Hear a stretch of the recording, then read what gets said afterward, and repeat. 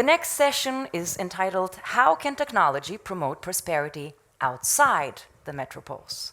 And for this, I'll introduce to you the moderator of the next session, Taja Naidoo, who is Innovation and Engagement Lead for Dublin's Smart Docklands initiative. It is a smart city district in Dublin, boasting to be the most connected place in the world, working across energy, environment, economic development and better government, and health and wellness.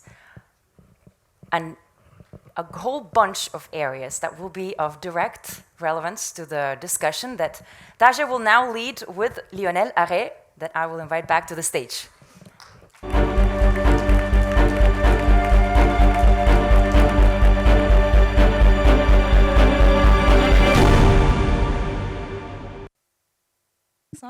Excellent, thank you.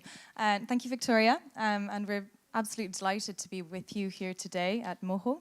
It's a real pleasure to be here. So, yes, as Victoria was saying, we're going to be talking about how technology can promote prosperity outside of the metropoles.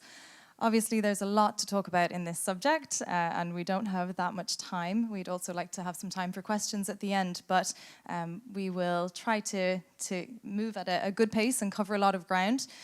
So thank you for joining us at our fireless fireside talk, but hopefully we can spark some good ideas.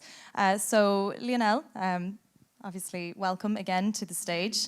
You have a lot to say on this subject, and I suppose I really want to start maybe by contextualizing the question itself and how it fits into our sort of overall understanding.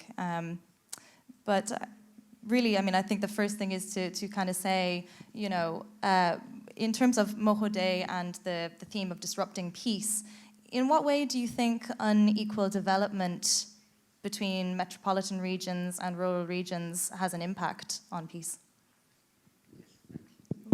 Thank you.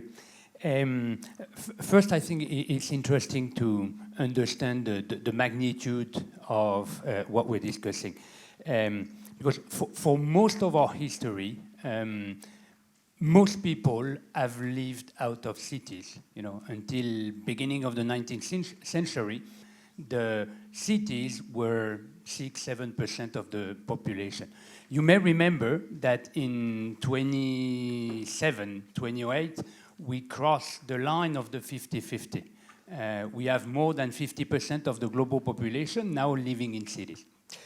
And we expect that move to continue massively. You know, between now and the next 20-30 years, it's 2 billion more people that we're going to add in cities.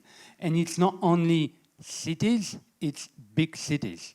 And we mentioned a couple of examples, but to take a different example, Kinshasa, Congo, roughly 1,000 inhabitants in 1900. There were 1 million in 1970, 10 million in 2010, 18 million these days, and growing. The big issue is that obviously when we look at all the statistics and when you look at income in cities versus rural areas, level of education, well-being, access to a lot of things that our modern society is offering, there is a big difference. So I can see at least two big issues and challenges even for peace. One is that we can't live in a world where we have half of the population with very different conditions from the conditions that we are all experiencing. And the second thing is, when you think about these mega cities, they can't cope any longer with the promise. So we have a lot of people still going there, hoping for something that can't be delivered, which is another sort of threat. Absolutely, and this is something that we see, I think, really manifesting itself in the politics of our current age. And just to echo what some of the speakers have already spoken about this morning, obviously the growing gap, I suppose, in standard of living between rural areas and urban areas is also adding to this gap, I suppose, of understanding of where each people, is coming from. So there are things that are particular to urban life, obviously social and cultural benefits that come along with the economic benefits, and there are things that are particular, obviously, to rural life. But When we talk about prosperity, do you think there's a common view of prosperity and what that prosperity should look like across cities and in rural areas? Or are we talking about a different vision potentially for prosperity? Well, we could spend the whole afternoon, I can imagine, talking about what prosperity really means. But if I take a very schematic view, I would say two things. One is around wealth, but at the end it's jobs for people. And the other part of the equation is, as we were discussing before, access to a set of services which are part of our normal expectation of what well-being should be. If you have both of that, maybe we can talk of some form of prosperity. Excellent.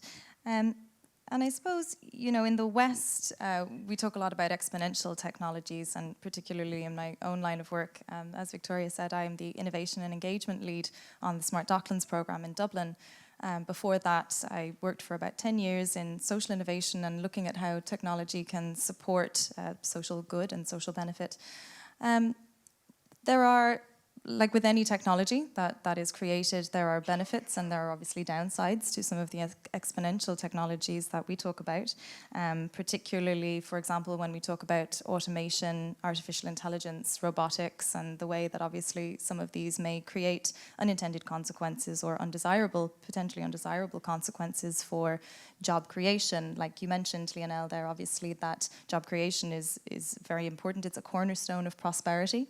But in some senses, automation and robotics and so on might actually lead to job losses in some areas, and it's more the industrial jobs and low-skilled jobs, obviously, that we're going to be losing there. But aside from the fact that, particularly in the West, very much of this conversation is around AI and 5G and the ability of these technologies to, let's assume they're going to benefit people, do you think that they're really going to be able to help bridge this gap between the urban and the rural? Or could they in some way actually be detrimental? And do you have any examples, I suppose, of where this technology, new technologies are actually supporting closing this gap? Well, there is a sort of conventional wisdom, because at the end, when we say digital means access, rural means somehow remote, and so through digital access, we've solved the problem, end of it, and we can leave the conversation here and go back to our seats. Actually, the reality is much more challenging than that. So it's true that today, we are close to, globally on Earth, 1 mobile phone per person. We're almost there. And as everybody knows, half of the global population is on Facebook. So it's true that there is something that has changed. Now, from that to real benefit, there's a big gap and a real risk that we're actually increasing the difference between these megacities and more remote places. First, mobile phone doesn't exactly mean smartphone, but even that, we're addressing these days. A smartphone with no internet access is actually a lot of people use them for very different usage. But without internet access, it's not really connection, and that remains an issue. I think in the US, for instance, about half of the population, which is considered living in rural part of the US, have access to internet, but not access to what is the minimum level of connectivity and bandwidth that we would consider these days vital. So this is an issue, and not mentioning some of the countries. And there's still some places where there is a true gender differentiation, some part of the world where for young women, using the smartphone is not well considered. So there are also some cultural issues. And then finally, and maybe even more important, what do you do with that? And to what extent the fact that you have the famous smartphone, electricity, access to internet, what do you do with that? And the reality, and there are several studies which have been done, Everybody is doing the same to some extent, which is going on YouTube, Facebook, chats, sending photos, which is good for entertainment, which probably has interesting consequences in terms of our social life, is not necessarily bringing you to a new level of prosperity. It's even worse. Most of these studies show things that we would all imagine. The way we use this connectivity and access to internet is very much connected to our level of education. So there is this sort of vicious circle that the more educated we are, the more we're going to use all the resources from internet to get even more information, even more training, etc., etc. So again, the mere fact of having this access is just not enough. And one thing that gets a lot of focus when we talk about access, so you've touched on some points there of digital inclusion, obviously, and the digital divide, which is this idea that those with a higher level of education and with some skills already in accessing digital services will be able to accelerate their quality of life and obviously have access to more opportunity than those who don't. But there are some obvious examples and some interesting examples of where services have been, disrupted really in quite fundamental ways in education, in healthcare, and some other areas. Like telemedicine would be an example that I can think of off the top of my head, which has obviously given people in rural areas more access to medical expertise. But are there specific examples that seem quite appealing to you that would be useful to roll out to rural areas with advanced technology? Well, we're talking disruption, and I was mentioning the wave of the rural exodus so far. So what we need is a real disruption. You mentioned a couple of important examples, prosperity, services, and jobs. Important services, healthcare, access to healthcare, financial inclusion, access to education. There are obvious technologies which are working today. You can take other examples. Transportation, which is a big issue. Well, autonomous transportation, at least in metro countries, solves part of the problem, which is the problem is not the car for public transportation, it's often the cost of the driver. With autonomous car, you can partly solve that. In Japan, for instance, there are a lot of experiments where they're planning about connecting more remote regions with a service of autonomous small shuttles. Healthcare, it's another obvious one, and we are probably now at the tipping point. French people in the room know that, for 9 months now, teleconsultation is finally recognized. In the US, services like Teledoc or American Well or etc., this is very much developed, and they're claiming millions and millions of connections and clients. Obviously, that will never replace a maternity, and that's also, things that people are looking at. But for 95% of the need of having easy access to some form of healthcare, that's really solving the problem. You have autonomous medical booths that can be set in smaller cities with a lot of technology that would allow for some basic analysis of, hurt and all of this. So in that space, technology is bringing a lot. That's the topic of another conference today, and I'm definitely not a specialist, but as I was saying, a key to that is education.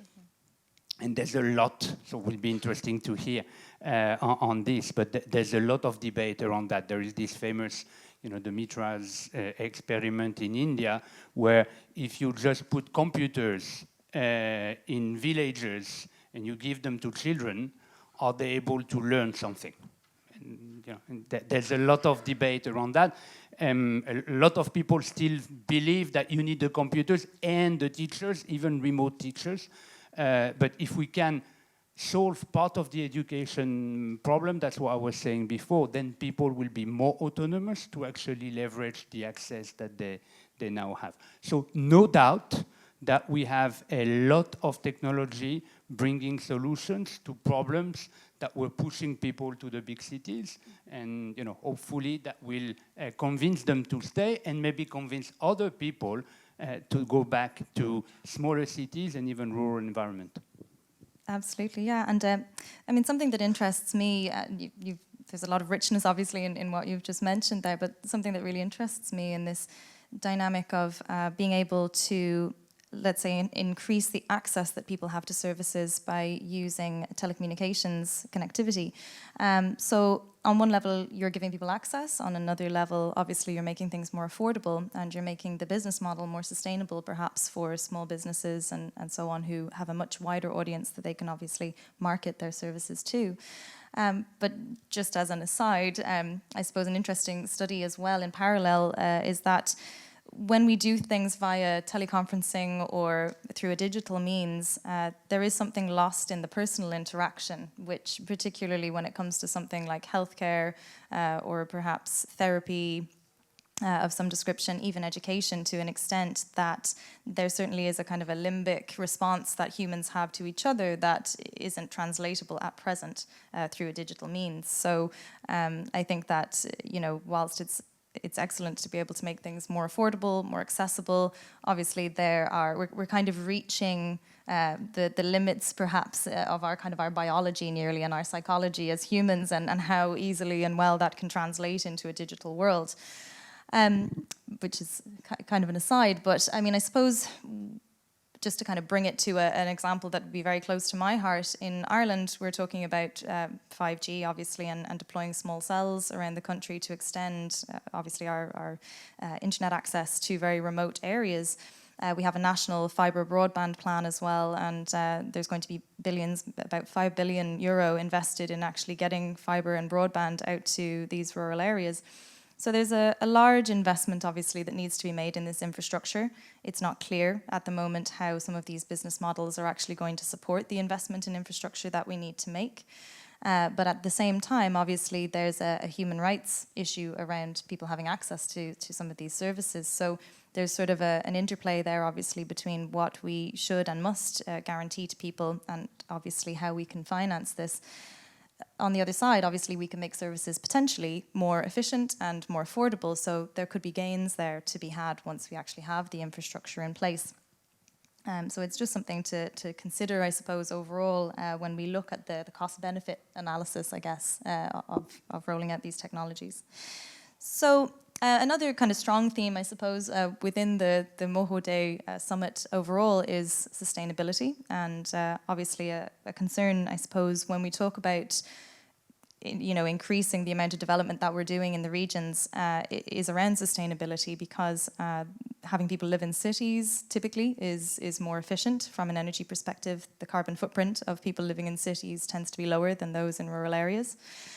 So, I mean, what would you say, Lionel, in terms of people who may have concerns around sort of balancing that question of environmental protection and climate action versus the rights of people who live in a rural area to maintain their lifestyle in rural areas and actually enhance their lifestyle through technology and become more prosperous? So maybe before I come to that, building on what you said earlier, because in my view, it's not only about people in rural area maintaining their lifestyle, it's also, is there an option for people who would go and live or who would like to live outside of the big mega cities and maybe have the same type of lifestyle that we have with maybe a better environment.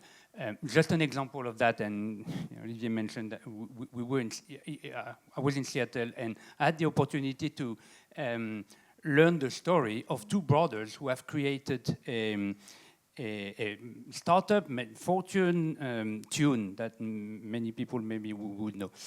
When they sold it, they created a new startup, and they call it Geeks in the Woods. And the funny thing is that they move from Seattle to Alaska. And so they operate, it's a venture and an accelerator for people who would like to live in Alaska and do the typical, coding, etc. So it's a very anecdotal example. Obviously, they have huge bandwidth. They have managed to solve that. And there's a lot of support for that type of thing. So they found the money to make sure that they got the connection. But it's just an anecdote, but we can also imagine that there will be more than that. We recently did a study in France on how many of the young people in the space of tech would actually be interested in moving outside of the larger cities and go to some nice places like Caen, for instance, and have at the same time, the life they want to live in terms of their jobs, but at the same time being close to the sea and having fresh air. A French humorist a century ago said something like, we should actually build the cities in the countryside because the air is cleaner. So I don't know how much environmental background he had, but there must be something, because when we say that the footprint of large cities is per inhabitant is better, true that there are studies around this. Now, when you go to Beijing or to the West Coast and you look on top of Los Angeles, some sunny days, or even in Paris, the fog that we have, it's hard to be convinced that this is the kind of environment we would like. And I was mentioning Kinshasa, 15 million inhabitants, more than half of them below the poverty threshold. I'm not sure that from an environmental point of view, that's ideal. So there is probably something also around, and I think especially for mid-size and regular-sized cities, that if you do it well in terms of building, transport, etc., you can reduce the footprint. But nonetheless, I still think that having a balancing between large cities and more rural, smaller cities environment, it's probably the best for the planet. Yes, I'm reminded as well of Jakarta, obviously, which at the moment, I don't know if how many people in the room have heard, but they are having to relocate to Jakarta because of water shortage issues. And that's the case, obviously, for a lot of large and kind of mega cities now, is that they're actually collapsing the water table. Mexico City would be in a similar situation. So yes, there's certainly a balance there between I suppose, the efficiencies that we gain by having people living in urban areas, but then obviously after we exceed a certain level, we put too much stress on the local environment as well. So we wanted to have a few questions maybe at the end. There are the roving mics going around, so we probably have time for one or two. Are there any questions or comments even on this topic? Okay, don't be shy. All right, it looks as if we don't have any questions or comments, but if you think of any in the next 5 minutes, or 3 minutes probably, please feel free to ask. So I suppose really just to kind of summarize, Lionel, if you were to kind of sum up the conversation, really, are there any sort of takeaway comments that you want people to remember? Yes, and that's a bit the topic of what we're doing today, because we were discussing, I really believe that both in terms of bringing prosperity to more remote locations, either in mature countries or in developing countries, technology can bring a lot. And the same, we now are in a situation with, for companies or for individuals, that can make sense to operate a business, again, in mid-sized cities or in rural environment. Now, when we're looking at all of that, I could also have a very different view where we continue to have that gap, where we don't solve the education problem, where we don't find the money to put this healthcare booth in many different places, and the problem remains the same. What can make the difference? Well, there is clearly an issue of funding. And the issue of funding, as we discussed before, I think the answer has to be a mix of entrepreneurial solution. I very much believe, I don't know, some may have read the Prosperity Paradox book, which is advocating for business-guided innovation in order to bring prosperity. I think that's a powerful lever, but you also need some public money, and you also need some large corporates to actually decide that part of the activity can be done differently. So altogether, and that's the point of MoHo, we can probably leverage the technology to solve part of this issue. It might well be that it doesn't happen, but as we've said a couple of times, we are rather optimistic here today. Yes, absolutely. So thank you for that wonderful summary, Lionel, and for sharing your thoughts with us today. Just one final shout to see if there's any questions there. Okay, well, I guess everybody would like to get some coffee, so we'll probably go to the break now. Victoria? Thank you, Taja, and thank you, Lionel, for this very interesting discussion.